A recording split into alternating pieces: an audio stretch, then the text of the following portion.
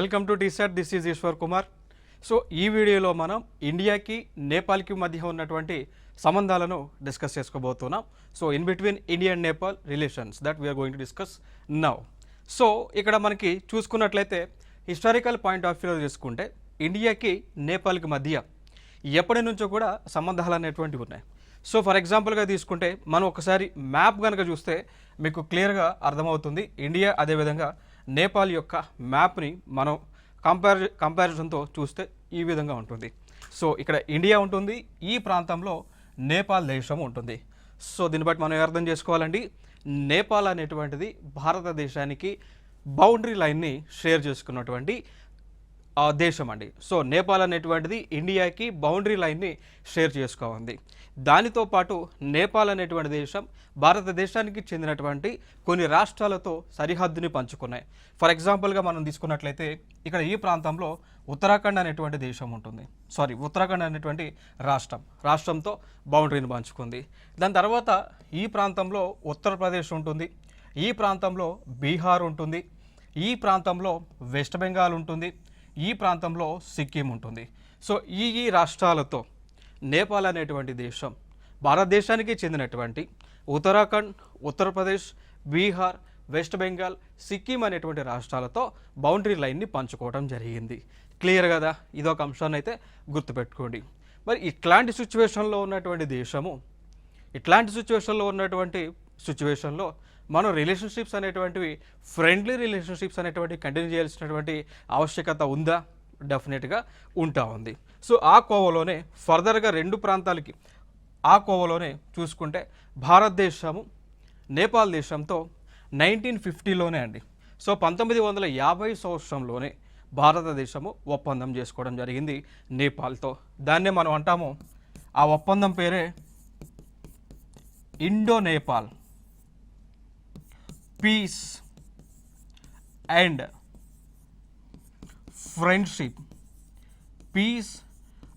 Friendship treaty. ఏ సంవత్సరంలో అండి? 1950లో చేసుకున్నాం. ఎందుకు కారణం ఏంటి అంటే మనకు 1947లో స్వతంత్రం వచ్చింది.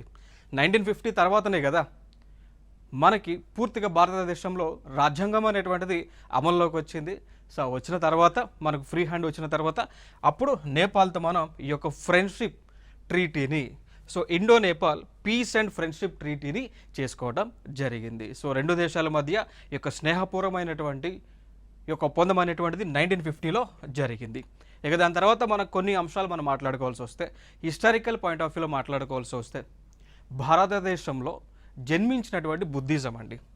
భారతదేశంలో జన్మించినటువంటి బుద్ధిజం ఉందా? ఓకే. సో భారతదేశంలో ఉన్నటువంటి బుద్ధిజం ఏదైతే ఉందో అసలు దాని యొక్క యాక్చువల్గా బర్త్ ప్లేస్ మెజారిటీగా స్ప్రెడ్ అయింది ఇండియాలో. సో బుద్ధుడు భారతదేశంలోనే ఎక్కువ కాలం ఆయన పర్యటించడం జరిగింది. ఓకేనా? సో బట్ యాక్చువల్గా దాని యొక్క birth place of Buddha Lumbini అనేటువంటి ప్లేస్లో అండి, నేపాల్ దేశంలో లుంబినిలో. సో బౌద్ధ మతం అనేటువంటిది 4th సెంచరీ నుంచి కూడా భారతదేశంలో ఎక్కువగా స్ప్రెడ్ అయింది. ఒక విధంగా చెప్పుకోవాలి అంటే బౌద్ధం అనేటువంటిది ఎక్కువగా పర్సంటేజ్ పాయింట్ ఆఫ్ వ్యూలో భారతదేశంలోనే ఎక్కువగా ఉంది. రైట్. సో బర్త్ ప్లేస్ అక్కడైనప్పటికీ కూడా సో ఇంకో ఈ విధంగా మనం చెప్పుకోవచ్చు, బుద్ధిజం పాయింట్ ఆఫ్ వ్యూలో రెండు దేశాల మధ్య యొక్క సంబంధాలు అనేటువంటివి కంటిన్యూ అవుతూనే ఉన్నాయి. దాని తర్వాత మనం చూసుకుంటే ఇంకొక అంశం అండి, రోటీ బేటీ సంబంధం అండి. రోటీ బేటీ సంబంధం, దీని గురించి మనం చెప్తూ ఉంటాం. రోటీ బేటీ సంబంధం. ఓకే. సో రోటీ అంటే తెలుసు కదా, చపాతి రోటీ. బేటీ అంటే తెలుసు కదా, డాటర్. సో ఇది చపాతి అంటే డాటర్ అన్నమాట. అర్థమైందా? సో ఇండియాకి నేపాల్కి ఒక సంబంధం ఉంది. అదేంటి అంటే రోటీ బేటీ సంబంధం. రోటీ ఈజ్ నథింగ్ బట్ ఫుడ్ అండి. రోటీ అంటే ఏంటి? ఫుడ్ అండి. బేటీ అంటే వివాహం అన్నమాట. బేటీ అంటే ఇంటర్నల్గా మాట్లాడుకుంటే వివాహం అన్నమాట. సో మన భారతదేశంలో ఉన్నటువంటి వారు వర్క్ పర్పస్ నేపాల్కి ఫ్రీగా మూవ్ అవుతూ ఉంటారు. సో ఫుడ్ కోసం, రోటీ కోసం. అదేవిధంగా నేపాల్లో ఉన్నటువంటి ప్రజలు కూడా ఎంప్లాయ్మెంట్ కోసం భారతదేశానికి వస్తూ ఉంటారు. రోటీ సంబంధం, బేటీ సంబంధం. భారతదేశంలో ఉన్నటువంటి వారు నేపాల్ మహిళని పెళ్లి చేసుకుంటూ ఉంటారు. సో నేపాల్ వాళ్ళు భారతదేశంలో ఉన్నటువంటి వారిని పెళ్లి చేసుకుంటూ ఉంటారు. సో బేటీ సంబంధం అండి. సో ఈ సంబంధం అనేటువంటిది అఫీషియల్గానే రెండు దేశాల మధ్య ఉంది. ఇదొక ఇంపార్టెంట్ అంశం. గతంలో కూడా ఎగ్జామ్స్లో అడిగి ఉన్నారు, రోటీ బేటీ సంబంధం అనేటువంటిది ఏ రెండు దేశాల మధ్య ఉంది? ఇండియా నేపాల్ మధ్య ఉంది. ఈ అంశాన్ని అయితే గుర్తుపెట్టుకోండి. ఇక దాని తర్వాత ఇంకొక అంశం మనం మాట్లాడుకోవాల్సి వస్తే, ఇప్పుడు ఆల్రెడీ మనం డిస్కస్ చేసాం. సో నేపాల్ అనేటువంటి ఒక దేశం భారతదేశంతో సుమారు 5 రాష్ట్రాలతో బౌండరీ లైన్ని పంచుకుంటూ ఉంది. ఈ యొక్క బౌండరీ లైన్ ఎంతో తెలుసా? 1750 కిలోమీటర్లు. 1750 కిలోమీటర్ల మేర నేపాల్కి భారతదేశానికి సరిహద్దు అనేటువంటిది ఉంది. ఇంకా దాని తర్వాత మనం చూసుకుంటే నేపాల్ యొక్క ప్రాముఖ్యత మనం మాట్లాడుకున్నాము అనుకోండి, మీకు తెలుసో లేదో, హిందూయిజం, హిందూస్ అన్నప్పుడు, హిందూ రిలీజియన్ అన్నప్పుడు మనకు గుర్తొచ్చేటువంటి అంశం ఏంటి అంటే, ప్రపంచంలోనే అత్యధిక శాతం హిందువులు భారతదేశంలో ఉంటామనుకుంటాం. ఇన్ టర్మ్స్ ఆఫ్ పర్సంటేజ్లో, అంటే లైక్ కౌంట్లో కాదు, పర్సంటేజ్లో. జనరల్గా ఇండియా అనుకుంటాం, బట్ అది కాదు. ఇన్ టర్మ్స్ ఆఫ్ పర్సంటేజ్లో చూస్తే, పర్సంటేజ్లో చూస్తే నేపాల్ దేశంలో ఎక్కువగా హిందూస్ ఉంటారు. ఇప్పుడు ఈ స్టాటిస్టిక్స్ మీరు చూడండి. రిలీజన్ ఇన్ నేపాల్ 2023 స్టాటిస్టిక్స్ ప్రకారం హిందూస్ పాపులేషన్ నేపాల్లో ఎంత? 81.19%. ఇండియాలో ఎంత హిందూస్ పాపులేషన్? 79.8%. 79.8% హిందూస్ ఇండియాలో ఉంటారు. సో ఇది 2011 స్టాటిస్టిక్స్ ప్రకారం. బట్ ఫిగర్స్ పరంగా చూస్తే ఇండియాలోనే ఎక్కువ. ప్రపంచవ్యాప్తంగా పాపులేషన్ పరంగా చూస్తే, అంటే లైక్ కౌంట్ పరంగా చూస్తే ఇండియాలో ఎక్కువ, దాంట్లో ఎటువంటి సందేహం లేదు. ఇన్ టర్మ్స్ ఆఫ్ పర్సంటేజ్లో చూస్తే నేపాల్ దేశంలో హిందూస్ పాపులేషన్ ఎక్కువ. ఓకేనా? సో దీనినే రీసెంట్గా జరిగినటువంటి ఐఏఎస్ ఎగ్జామ్లో ఈ క్వశ్చన్ అయితే అడగటం జరిగింది. ఓకేనా? సో ఫైనల్గా మనకు గుర్తుపెట్టుకోవాల్సిన అంశాలు, Hindus population in terms of పర్సంటేజ్లో చూస్తే నేపాల్లో, ఫిగర్స్ చూస్తే కనుక అంటే క్వాంట్ చూస్తే కనుక ఇండియాలో ఎక్కువగా ఉంటారు. సో దాని తర్వాత ఇంకా రిలీజియన్స్ ఉన్నాయి, బట్ అవన్నీ కూడా ఇప్పుడు ఈ పాయింట్ ఆఫ్ వ్యూ ఇక్కడ ఇంపార్టెంట్ కాదు. ఈ రిలీజియన్స్ ఎక్కడ ఇంపార్టెంట్? ఇండియన్ సొసైటీ చదువుకున్నప్పుడు అక్కడ ఇంపార్టెంట్, ఇండియన్ జోగ్రఫీ చదువుకున్నప్పుడు అక్కడ అవన్నీ కూడా డిస్కస్ చేస్తారు మీతో. ఓకే, సో లైక్ ఫర్దర్గా చూసుకుంటే నేపాల్లో బుద్ధిజం 8.2% ఉంది, ఇండియాలో బుద్ధిజం చూసుకుంటే 0.7% ఉంది. రైట్, ఈ అంశాలు అయితే ఇక్కడ మేజర్గా ఇంపార్టెంట్. ఇక దాని తర్వాత వాణిజ్యం మరియు ఆర్థిక వ్యవస్థ అండి. సో ఇండియాకి నేపాల్కి మధ్య పరంగా చూసుకుంటే, ఇక్కడ ఇండియా నుంచి నేపాల్కి ఎక్స్పోర్ట్స్ చూస్తే $9.4 బిలియన్. ఓకేనా? సో నేపాల్ నుంచి ఇండియాకి ఎక్స్పోర్ట్స్ చూస్తే $1.34 బిలియన్స్ మేర ఈ యొక్క ఎక్స్పోర్ట్స్, అంటే లైక్ ఎగుమతులు దిగుమతులు అనేటువంటివి జరుగుతూ ఉన్నాయి. సో ఇక్కడ మనం రాసుకుంటాం, ఇది ఎక్స్పోర్ట్స్, ఎగుమతులు. ఇండియా నుంచి నేపాల్కి ఎగుమతులు, నేపాల్ నుంచి ఇండియాకి వస్తుంది అంటే దిగుమతులు అండి, ఇంపోర్ట్స్. దిగుమతి, ఇంపోర్ట్స్. క్లియర్ కదా? సో దీన్ని బట్టి మీరు ఏమర్థం చేసుకోవాలి ఇక్కడ? ఇండియా నేపాల్కి మధ్య ట్రేడ్ అనేటువంటిది సర్ప్లస్లో ఉందా, డిఫిసిట్లో ఉందా? ట్రేడ్ అనేటువంటిది, వాణిజ్యం అనేటువంటిది లోట్లో ఉందా, అధికంలో ఉందా? అంటే వాణిజ్యం లోటు ఉందా, వాణిజ్యం అధికంగా ఉందా? అధికంగా ఉంది, సర్ప్లస్లోనే ఉంది. సో ఇండియాకి నేపాల్కి మధ్య ఈ యొక్క ట్రేడ్ అనేటువంటిది సర్ప్లస్గా ఉంది అనేటువంటి అంశాన్ని మీరు గుర్తుపెట్టుకోండి. సో ఇండియాకి నేపాల్కి మధ్య ట్రేడ్ అనేటువంటిది సర్ప్లస్ అయితే ఉంది, అదొక అంశం. ఇక దాని తర్వాత కనెక్టివిటీ మనం చూద్దామండి. సో ఇండియాకి నేపాల్కి మధ్య కనెక్టివిటీ అనేటువంటిది ఏ విధంగా ఉంది? రెండు దేశాల మధ్య కనెక్టివిటీ అనేటువంటిది ఏ విధంగా ఉంది అంటే చూడొచ్చు మీరు. ఇది ఇండియా, ఇది రైల్వే నెట్వర్క్ అండి, ఇది లైక్ రైల్వే నెట్వర్క్. సో ఇండియాలో ఉన్నటువంటి జయనగర్ నుంచి నేపాల్లో ఉన్నటువంటి కాజూరికి ట్రైన్ రూట్ ఉంది. ఐడియా ఉందా? ఇదంతా కూడా ట్రైన్ రూట్. సో ఇండియా నుంచి నేపాల్కి మనం ట్రైన్లో వెళ్ళొచ్చు. సో జయనగర్ నుంచి కాజూరి నుంచి మహినాథ్పూర్, అక్కడ నుంచి SSN హాల్ట్ ఉంది, బైదే, ఈ ప్రాంతాలు జనక్పూరి, లోహర్పట్టి, సిగియాహి, బిజల్పురా.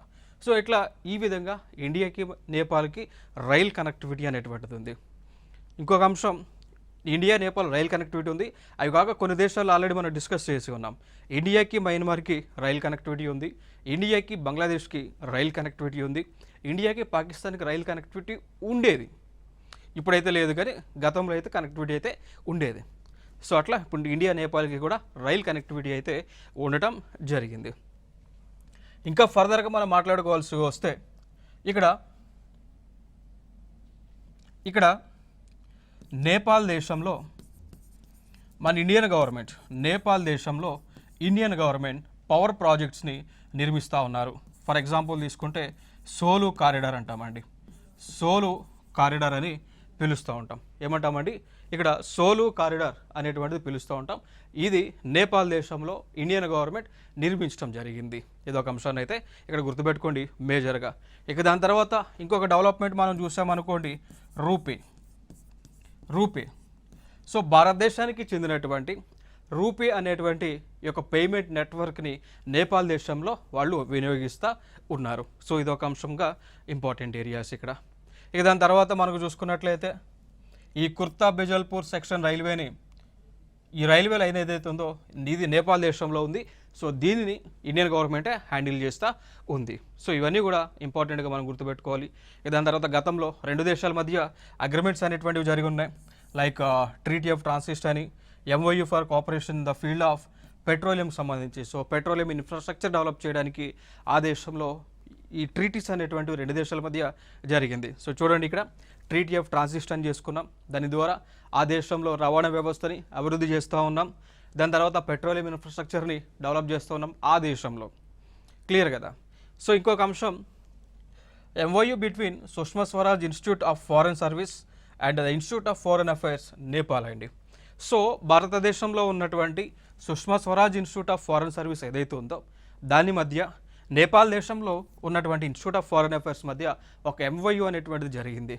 దీని ద్వారా ఏంటి అంటే ఆ దేశానికి చెందినటువంటి ఆ దేశంలో ఉన్నటువంటి నేపాల్ ఫారిన్ సర్వీస్ ఆఫీసర్స్కి ట్రైనింగ్ అనేటువంటిది మనం ఇండియాలో ఇస్తూ ఉన్నాం. ఓకేనా.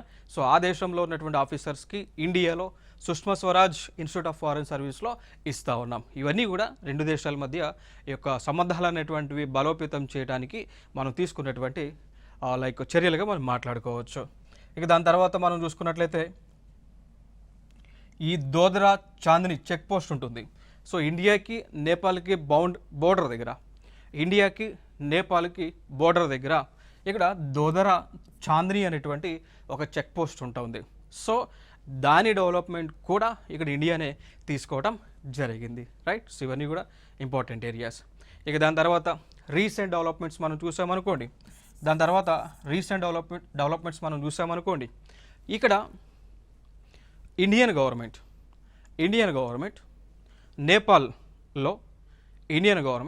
నేపాల్ దగ్గర ఒక ప్రాజెక్ట్ని లైక్ ఒక హైడ్రో ఎలక్ట్రిక్ పవర్ ప్లాంట్ని నిర్మిస్తూ ఉన్నారు. సో నేపాల్లో Indian government hydro electric power plant అండి. సో నీటి ద్వారా విద్యుత్ను ఉత్పత్తి చేసేటువంటి ఒక ప్రాజెక్ట్ని నిర్మిస్తూ ఉన్నారు. దాని పేరే అరుణ్ 3 హైడ్రో ఎలక్ట్రిక్ ప్రాజెక్ట్. దాని కెపాసిటీ ఎంతో తెలుసా? 900 మెగావాట్స్ అండి. దాని కెపాసిటీ 900 మెగావాట్స్. క్లియర్ కదా. సో ఇది ఇండియన్ గవర్నమెంట్ నేపాల్లో నిర్మిస్తూ ఉంది. మరి ఇండియాకు వచ్చేటువంటి బెనిఫిట్ ఏంటి? ఎందుకు నిర్మిస్తున్నారు? ఎందుకు అంటే దీని ద్వారా ఉత్పత్తి అయ్యేటువంటి కరెంట్ ఏవైతే ఉందో ఆ కరెంట్ని ఇండియాకి ట్రాన్స్మిట్ చేస్తారు. ఇప్పుడు చూడండి ఇక్కడ, so the power from project will be exported from Dhalkebar in Nepal. So నేపాల్లో ఉన్నటువంటి దల్కాబేర్ నుంచి ఇండియాలో ఉన్నటువంటి ముజఫర్పూర్కి తీసుకొస్తారండి. సో అక్కడ నుంచి సో ఇండియాలో ఉన్నటువంటి కావాల్సినటువంటి వారికి పవర్ని, కరెంట్ని, విద్యుత్ని ట్రాన్స్మిట్ చేస్తారు. ఇదొక అంశంగా గుర్తుపెట్టుకోండి అండి. ఇంకొక అంశం ఏంటి అంటే ఇక్కడ ఈ అరుణ్ 3 హైడ్రో ఎలక్ట్రిక్ ప్రాజెక్ట్ని నిర్మిస్తున్నటువంటి సంస్థ మనం చూసుకున్నట్లయితే అది సట్లెజ్ జల్ వికాస్ నిగమ్ అండి. సో ఈ సంస్థ వాళ్ళు నిర్మిస్తూ ఉన్నారు. క్లియర్ కదా, ఇది ఒక అంశంగా గుర్తుపెట్టుకోండి. ఇక దాని తర్వాత డెవలప్మెంట్ అసిస్టెన్స్ చూసామనుకోండి, ఇండియాకి ఒక ప్రాజెక్ట్ ఉంది, దాన్నే ఇండియన్ ఎయిడ్ మిషన్ అంటాం. So the Indian aid mission కింద నేపాల్ దేశంలో మనం స్కూల్స్ని కన్స్ట్రక్ట్ చేసాం, స్కూల్స్ని నిర్మించాం, ఆ దేశంలోనే హాస్పిటల్స్ని కూడా నిర్మించాం. సో ఏం చేసాం, నేపాల్ దేశంలో ఇండియన్ ఎయిడ్ మిషన్ ద్వారా స్కూల్స్ని నిర్మించాం, హాస్పిటల్స్ని కూడా నిర్మించాం. ఇది ఇక్కడ ఇంపార్టెంట్గా గుర్తుపెట్టుకోండి. ఇక దాని తర్వాత అదే దేశంలో ఇండియన్ ఎయిడ్ మిషన్ ద్వారానే ఆ దేశంలో వివిధ ప్రాజెక్ట్స్ని మనం నిర్మిస్తూ ఉన్నాం. దానిలో భాగంగా ఇది శంకుస్థాపనకు సంబంధించినటువంటి ఫోటో. సో కమ్యూనిటీ డెవలప్మెంట్ ప్రాజెక్ట్స్ని మనం అక్కడ లాంచ్ చేస్తూ ఉన్నాం. క్లియర్ కదా. నెక్స్ట్ దాని తర్వాత రక్షణ రంగం మనం చూసామనుకోండి, డిసెంబర్ 7, 2023 ఉత్తరాఖండ్, డిసెంబర్ 7, 2023 ఉత్తరాఖండ్లో సూర్యకిరణ్ 17 అనేటువంటి ఒక మిలిటరీ ఆపరేషన్ మనం లాంచ్ చేసాం. ఇక్కడ మీరు గుర్తుపెట్టుకోవాల్సినటువంటి అంశం ఏంటి అంటే సూర్యకిరణ్ అనేటువంటి ఒక సైనిక విన్యాసం. ఓకేనా. సో ఇది తీసేయండి. సో సూర్యకిరణ్ అనేటువంటి సైనిక విన్యాసం ఏ రెండు దేశాల మధ్య జరుగుతూ ఉంది అనేటువంటిది గతంలో అడిగి ఉన్నారు గ్రూప్ 1లో. సో టీజీపీఎస్సీ నిర్వహించినటువంటి గ్రూప్ 1లో ప్రిలిమ్స్లో మ్యాచ్ ది ఫాలోయింగ్లు అడిగారు. ఓకేనా. సో అది అందుకు ఇంపార్టెంట్ ఇక్కడ. సో సూర్యకిరణ్ విన్యాసం అనేటువంటిది ఏ రెండు దేశాల మధ్య నిర్వహిస్తూ ఉన్నారు అనేటువంటిది అడిగినప్పుడు ఇండియా అండ్ నేపాల్ మధ్య నిర్వహిస్తూ ఉన్నారు. ఇది ఒక అంశం. ఇక దాని తర్వాత కల్చరల్ పరంగా మనం మాట్లాడుకున్నట్టయితే ఇండియాకి నేపాల్కి మధ్య సిస్టర్ సిటీ అగ్రిమెంట్ అనేటువంటిది ఉంది. సో ఇక్కడ ఈ అగ్రిమెంట్ ప్రకారం ఏంటి అంటే నేపాల్లో ఉన్నటువంటి కాఠ్మండ్ని డెవలప్ చేస్తారు, ఇండియాలో ఉన్నటువంటి వారణాసిని డెవలప్ చేస్తారు. నేపాల్లో ఉన్నటువంటి లుంబినీని డెవలప్ చేస్తారు, ఇండియాలో ఉన్నటువంటి బోధ్గయాని డెవలప్ చేస్తారు. నేపాల్లో ఉన్నటువంటి జనక్పూర్ని డెవలప్ చేస్తారు, ఇండియాలో ఉన్నటువంటి అయోధ్యని డెవలప్ చేస్తారు. ఇక్కడ లింక్ ఏంటి అంటే కాఠ్మండు వారణాసిలో ఉన్నటువంటి దేవుడు, పూజించేటువంటి దేవుడు, అక్కడ ఉన్నటువంటి టెంపుల్స్ చూస్తే లార్డ్ ఈశ్వర్కి చెందినటువంటి టెంపుల్స్. ఈ లుంబిని బౌద్ధగయ గురించి మనం మాట్లాడాల్సి వస్తే ఇది లార్డ్ బుద్ధకు సంబంధించినటువంటి పవిత్రమైనటువంటి ప్లేసెస్. జనక్పూరి అయోధ్య మనం చూసుకున్నట్లయితే లార్డ్ రామ అదేవిధంగా సీతకి, సో లార్డ్ రామాకి అదేవిధంగా సీతాదేవికి చెందినటువంటి ప్లేసెస్. సో చూడవచ్చు జనక్పూర్ అనేటువంటిది సీతాదేవి జన్మించినటువంటి ఊరు నేపాల్లో ఉంది. అయోధ్య అనేటువంటిది రాముడు జన్మించినటువంటి ఊరు ఉత్తరప్రదేశ్లో ఇండియాలో ఉంది. సో ఇట్లా ఇవి ఇండియాకి నేపాల్కి మధ్య ఉన్నటువంటి సిస్టర్ సిటీ అగ్రిమెంట్స్. ఇక దాని తర్వాత ఈ మానవతా సహాయం కింద మనం నేపాల్ దేశానికి ఆ దేశంలో ఎప్పుడు భూకంపాలు వచ్చినా కానీ, ఎటువంటి ఫ్లడ్స్ వచ్చినా, ఎటువంటి ల్యాండ్ స్లైడ్స్, కొండ చర్యలు విరిగిపడినా కానీ భారత ప్రభుత్వం ముందుండి రక్షణ చర్యలను తీసుకుంటా ఉన్నారు. ఇదొక అంశం. దాని తర్వాత భారత కమ్యూనిటీ గురించి మనం మాట్లాడాల్సి వస్తే నేపాల్ దేశంలో దాదాపు 6 లక్షలకు పైగా ఇండియన్స్ నివసిస్తూ ఉన్నారు. నేపాల్ దేశంలో దాదాపు 6 లక్షలకు పైగా ఇండియన్స్ అనేటువంటి వారు నివసిస్తూ ఉన్నారు. సో ఇటీవల పిఎం గారు ఆ దేశానికి వెళ్ళినప్పుడు మన వాళ్ళని అక్కడ వారు మీట్ అవ్వడం జరిగింది. దాని తర్వాత మల్టీలేటరల్ కోఆపరేషన్లో భాగంగా మనం చూసుకుంటే India Nepal BBIN, BIMSTEC, SAARC, NAM గ్రూప్స్లో మెంబర్స్గా ఉన్నాయండి. ఈ ఇండియా నేపాల్ కూడా ఈ గ్రూప్స్లో మెంబర్స్గా ఉన్నాయి. లైక్ BBIN కానీ, బిమ్స్టెక్ కానీ, సార్క్ కానీ, నామ్లో కానీ మెంబర్స్గా అయితే ఉన్నాయి. సో దాని తర్వాత రెండు దేశాలకు మధ్య ఉన్నటువంటి సవాళ్ళు కనుక మనం చూసుకున్నట్లయితే ఒకటి కాలాపాని నదికి సంబంధించినటువంటి సవాలండి. సో ఇక్కడ ఇండియాకి నేపాల్కి మధ్య ఈ కాలాపాని అనేటువంటి ఒక నది ప్రవహిస్తూ ఉంటుంది. సో ఈ కాలాపానికి సంబంధించి వాటర్ పంపకాలకు సంబంధించి ఇండియా నేపాల్ మధ్య ఇష్యూస్ ఉన్నాయి. ఇది ఒక వెరీ ఇంపార్టెంట్, ఇది యూపీఎస్సీ క్వశ్చన్ ఇది కాలాపాని నదికి సంబంధించి గుర్తుపెట్టుకోండి. సో ఈ రెండు దేశాల మధ్య ఇండియా నేపాల్కి మధ్య నీటి పంపకాలకు సంబంధించి ఈ కాలాపాని రివర్ వాటర్ డిస్ప్యూట్స్ అయితే రెండు దేశాలకైతే ఉండటం జరిగింది. ఇక దాని తర్వాత బెల్ట్ అండ్ రోడ్ ఇనిషియేటివ్లో ఇండియా లేదు, నేపాల్ జాయిన్ అయింది. ఇది ఒక సవాల్గా చెప్పుకోవచ్చు. దాని తర్వాత ఇంటర్నల్ ఇష్యూస్ అండి, ఇంటర్నల్ సెక్యూరిటీ ఇష్యూస్. ఇండియాకి నేపాల్కి మధ్య ఓ దాదాపు 1750 కిలోమీటర్ల మేర ఈ బౌండరీ లైన్ అనేటువంటిది ఉంది. సో ఇది ఒక పోరస్ బౌండరీగా మనం చెప్పుకుంటాం. ఎందుకంటే ఇప్పుడు ఇండియాకి పాకిస్తాన్కి ఆ బౌండరీ ఇప్పుడు ఇండియాకి పాకిస్తాన్కి మాకు కరెక్ట్గా ఫెన్సింగ్ అనేటువంటిది ఉంటుంది ఇండియా పాకిస్తాన్కి. బట్ ఇండియా నేపాల్కి ఫెన్సింగ్ అనేటువంటిది లేదు. లేకపోవడం ద్వారా నేపాల్ నుంచి టెర్రరిస్టులు వీళ్ళందరూ కూడా ఇండియాలోకి ఎంటర్ అవుతూ ఉన్నారు. సో అదొక దానిలో భాగంగా ఇంటర్నల్ సెక్యూరిటీ పరంగా మనం మాట్లాడుకోవచ్చు. దాని తర్వాత 1950లో ఇండియా నేపాల్ మధ్య జరిగినటువంటి పీస్ అండ్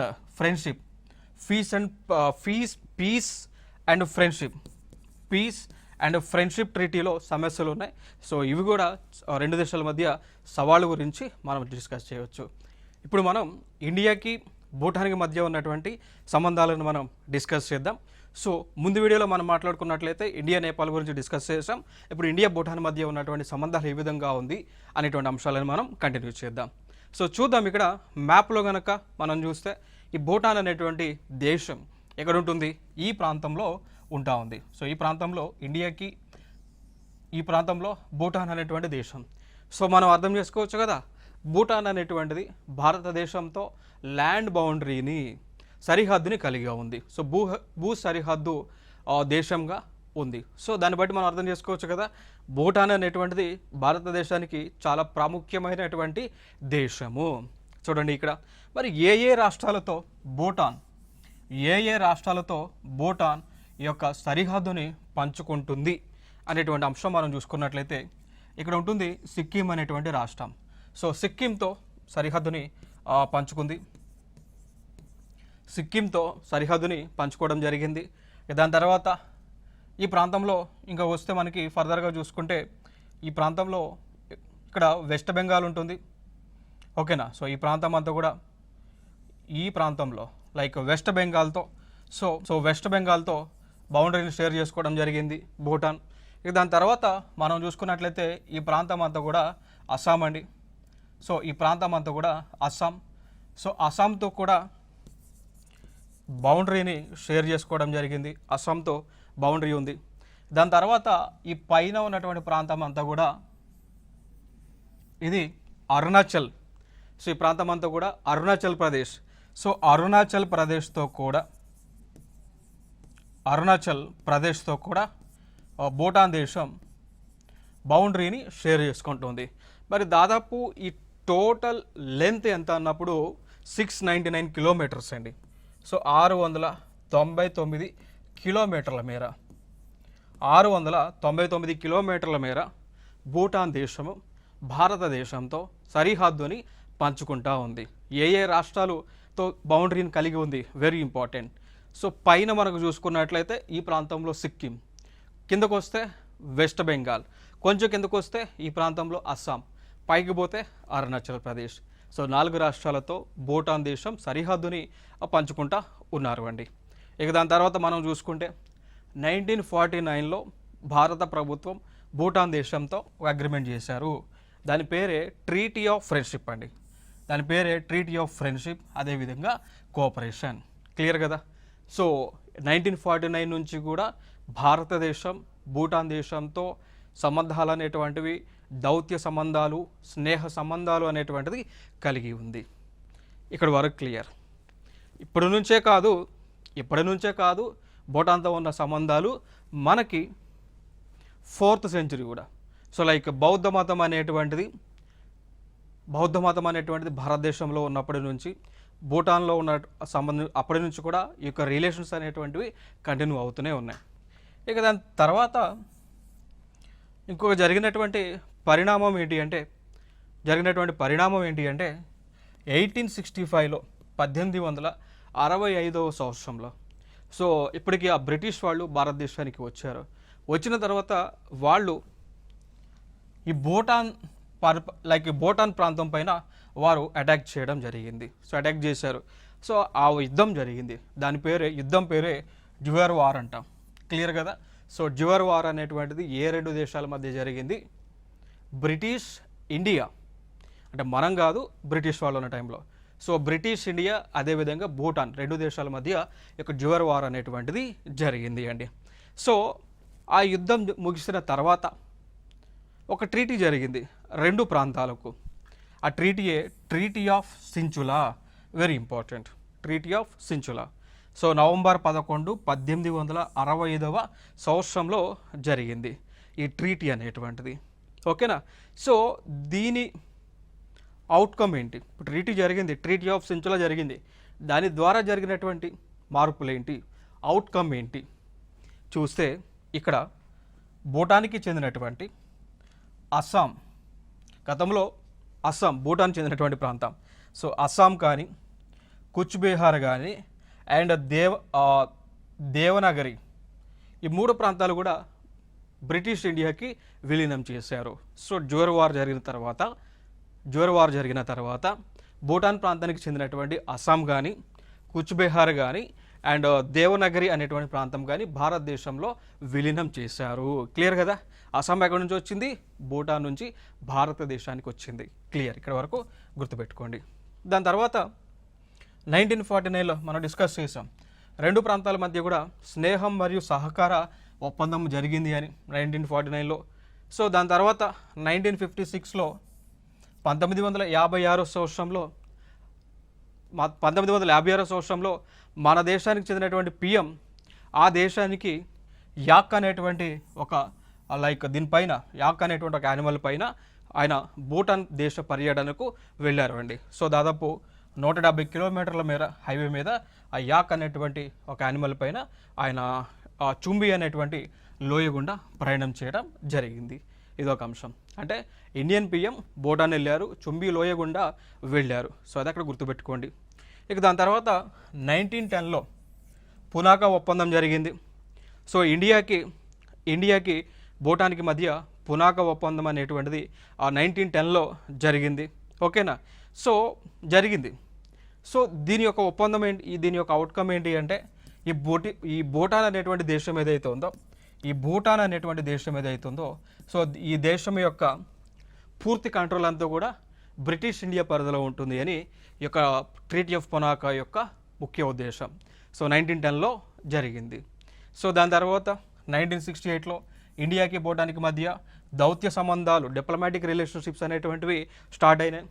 ఇండియాకి చెందినటువంటి ఎంబసీని భూటాన్లో ఏర్పాటు చేశాం, అంటే భూటాన్ క్యాపిటల్ థింపూలో ఏర్పాటు చేశాం. సో భూటాన్కి చెందినటువంటి ఎంబసీని ఇండియాలో ఓపెన్ చేయడం జరిగింది. సో దాని తర్వాత 2017లో డోక్లాం స్టాండ్ ఆఫ్ ఇష్యూ అని ఒక అంశం మనకి న్యూస్లో వచ్చింది మిత్రమా. సో ఆ అంశం ఏంటి అంటే ఇక్కడ China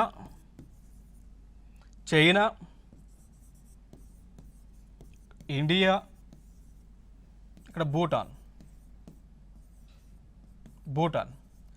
so China, Bhutan, India ఈ 3 ప్రాంతాల మధ్యలో ఒక ప్రాంతం ఉంటుంది, దాన్నే డోక్లాం అంటాం. ఇదొక ప్లాట్యూ ఏరియా, డోక్లాం ప్లాట్యూ అంటాం. సో ఈ ప్రాంతాన్ని కబ్జా చేయడానికి చైనా వాళ్ళు వచ్చారు. సో డోక్లాం అనేటువంటిది యాక్చువల్గా భూటాన్కి చెందినటువంటి ప్రాంతం. సో మనం గతంలో భూటాన్తో 1949లో ఫ్రెండ్షిప్ ట్రీటీ అగ్రిమెంట్ చేసుకున్నాం కదా. దాని ప్రకారం భూటాన్కి ఎటువంటి నష్టం వచ్చినా కానీ వెంటనే ఇండియా ఇక్కడ రెస్పాండ్ అవుతూ ఉంటుంది. రెస్పాండ్ అనేటువంటిది అవుతుంది. సో దానిలో భాగంగా ఎప్పుడైతే చైనా దేశం భూటాన్ని ఈ యొక్క డోక్లాంని కబ్జా చేయడానికి వస్తే ఇండియా రెస్పాండ్ అయ్యి ఇండియన్ ఆర్మ్డ్ ట్రూప్స్ని ఇక్కడ పంపించి మనం ఏమని చెప్పాము అంటే చైనా వాళ్ళతో ఈ ప్లేస్ అనేటువంటిది భూటాన్కి చెందినటువంటిది, అదేవిధంగా భారతదేశానికి కూడా ఇంపార్టెంట్ అయినటువంటి ప్లేస్. సో చైనా ఇటు పరిస్థితిలో ఈ ప్లేస్ని కబ్జా చేయాలని ఆలోచన చేస్తే మేము యుద్ధానికి వస్తాము అని చెప్పేసి ఇండియా చైనాకి హెచ్చరిక జారీ చేసిన తర్వాత సో చైనా వాళ్ళు అక్కడ సైలెంట్ అయిపోయి సో ఈ ప్లేస్ని చైనా వాళ్ళు వదిలిపెట్టేసి వెనక్కి వెళ్ళిపోయారు. సో ఇదే డోక్లాం ఇష్యూ, వెరీ ఇంపార్టెంట్. గతంలో అడిగినటువంటి క్వశ్చన్స్ ఏంటి అంటే గతంలో అడిగినటువంటి క్వశ్చన్స్ మనం అక్కడ చూసుకున్నట్లయితే డోక్లాం ఇష్యూ అనేటువంటిది ఏ దేశాల మధ్య ఇష్యూగా కనిపిస్తూ ఉంది అని అడిగారు. సో చైనా, ఇండియా, అదేవిధంగా భూటాన్. సో ఈ దేశాల మధ్య ఈ ఇష్యూగా మనకి కనిపిస్తూ ఉంది. ఇక నెక్స్ట్ అంశం మనం చూసుకున్నట్లయితే ఇటీవల 2018లో స్వర్ణోత్సవం సిల్వర్ జూబ్లీని కంప్లీట్ చేసుకున్నాం. కారణం ఏంటి అంటే 1968లో ఇండియాకి భూటాన్కి డిప్లొమాటిక్ రిలేషన్షిప్స్ అనేటువంటివి స్టార్ట్ అయినాయి కదా 1968లో. 2018కి ఎన్ని ఇయర్స్ కంప్లీట్ అవుతూ ఉన్నాయి? 50 ఇయర్స్ కంప్లీట్ అవుతూ ఉన్నాయి. సో దీనిని పురస్కరించుకొని స్వర్ణోత్సవం అనేటువంటిది ఇండియాకి భూటాన్ మధ్య మనం జరుపుకున్నాం. సో దానిని ఫర్దర్గా ఏమని పిలుస్తున్నామంటే పవిత్ర బంధం. సో పవిత్ర బంధం, సో లైక్ హోలీ రిలేషన్షిప్ అండి, హోలీ రిలేషన్షిప్ అండి. సో ఇట్లా పిలుస్తూ ఉన్నాం. సో 2018 ఈ రెండు దేశాల మధ్య నుంచి కూడా ఒప్పందం ఏదైతే జరిగిందో సో దీన్ని మనం పవిత్ర బంధంగా పిలుస్తామండి. ఇక దాని తర్వాత మరి భూటాన్ అనేటువంటిది భారతదేశానికి ఎందుకు ముఖ్యము అంటే ఆ సరిహద్దుల్లో షేర్ చేసుకుందా ఉంది. దాని తర్వాత ఈ భూటాన్ అనేటువంటిది ఇండియాకి చాలా ఇంపార్టెంట్. కారణం ఏంటి అంటే చైనా ఆక్రమించేటువంటి ఆలోచన చేస్తూ ఉంది కాబట్టి ఇండియాకి చాలా ఇంపార్టెంట్ అయినటువంటి ప్లేస్గా మనం చెప్పుకోవచ్చు. దాని తర్వాత వాణిజ్యపరంగా చూసుకుంటే ఇండియాకి భూటాన్కి మధ్య ట్రేడ్ అనేటువంటిది జరుగుతూ ఉంది. చూడవచ్చు ఈ విధంగా ఎక్స్పోర్ట్స్ అనేటువంటివి ఉన్నాయి. ఇక దాని తర్వాత చూసుకున్నట్లయితే ఇండియాకి భూటాన్కి మధ్య కొన్ని ఎంఓయూస్ అనేటువంటివి కూడా జరగడం జరిగింది. లైక్ పెట్రోలియం సప్లైకి సంబంధించినటువంటి ఎంఓయూస్ కానీ, దాని తర్వాత ఫుడ్కి సంబంధించినటువంటి ఎంఓయూస్ కానీ, ఎనర్జీకి సంబంధించినటువంటి ఎంఓయూస్ కానీ, స్పోర్ట్స్ అండ్ యూత్కి సంబంధించిన ఎంఓయూస్ కానీ, ఫార్మాస్యూటికల్స్కి సంబంధించిన ఎంఓయూస్ అనేటువంటివి జరిగాయి. దాని తర్వాత స్పేస్ కోఆపరేషన్కి సంబంధించినటువంటి ఎంఓయూస్, దాని తర్వాత నేషనల్ నాలెడ్జ్కి సంబంధించినటువంటి ఎంఓయూస్, దాని తర్వాత మనం చూసుకున్నట్లయితే ఈ ఎంఓయూస్ అనేటువంటివి కనెక్టివిటీకి సంబంధించినటువంటి ఎంఓయూస్ అన్నీ కూడా జరగడం జరిగింది. సో ఇవి ఇండియాకి భూటాన్కి మధ్య ఉన్నటువంటి అత్యంత ఇంపార్టెంట్ అయినటువంటి సమాచారం. సో నెక్స్ట్ వీడియోలో మరికొన్ని అంశాలతో మీ ముందుకు రావడం జరుగుతుంది. Thank you so much. This is Eshwar.